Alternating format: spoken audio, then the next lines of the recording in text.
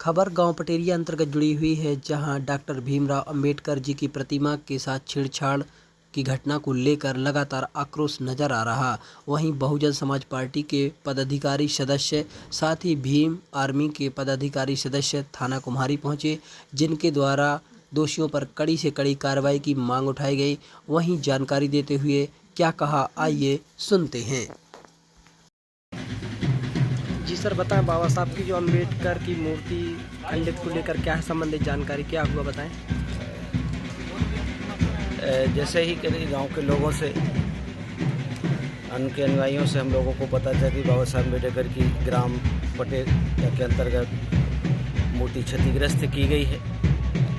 इस संबंध में हम लोगों ने तत्काल जो है जिला प्रशासन से चर्चा किया और उस करने के बाद में हम लोग इस क्षेत्र में पहुंचे, गांव गए।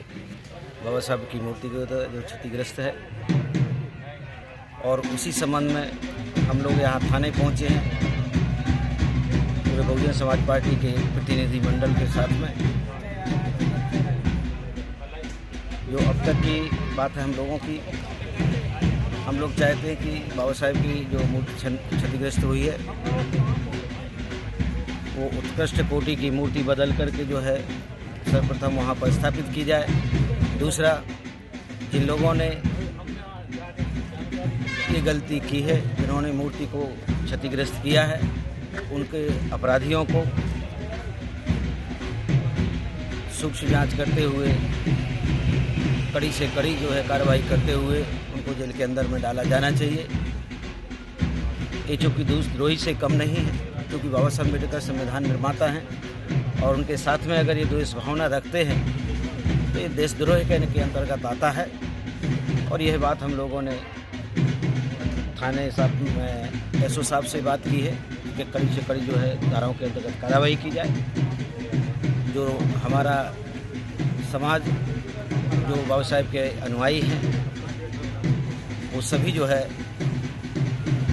कड़ी कार्रवाई चाहते हैं। अगर ऐसा नहीं हुआ तो हम बहुजन समाज पार्टी की तरफ से तत्काल ही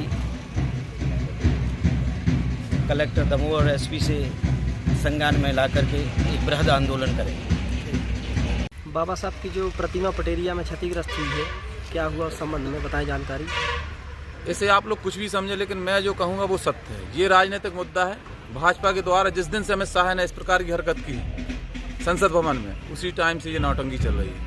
ये नौटंकी पहले भी हुई थी कोटा में, दूसरी ये घटना है, और आज भी कलेक्टर यथावत जमे हुए हैं। तो बहुजन समाज पार्टी की ओर से और पूरे समाज की ओर से ये चेतावनी है कलेक्टर साहब के लिए और सीएम मोहन यादव के लिए। अगर कलेक्टर साहब को 3 दिवस के अंदर अलग नहीं किया जाता है तो चौथे दिन हम लोग निश्चित ही ऊपर की गाइडलाइन के हिसाब से आंदोलन करेंगे। क्योंकि आज लड़ाई है हमारे मुखिया से। तुम कलेक्टर हो और आप कलेक्टर होने के बाद में भी नरसंगढ़ की आपने मूर्ति उठवाई, फिर कोटा की तोड़वाई, और आज आपने यहाँ पटेरिया की मूर्ति उठवाई।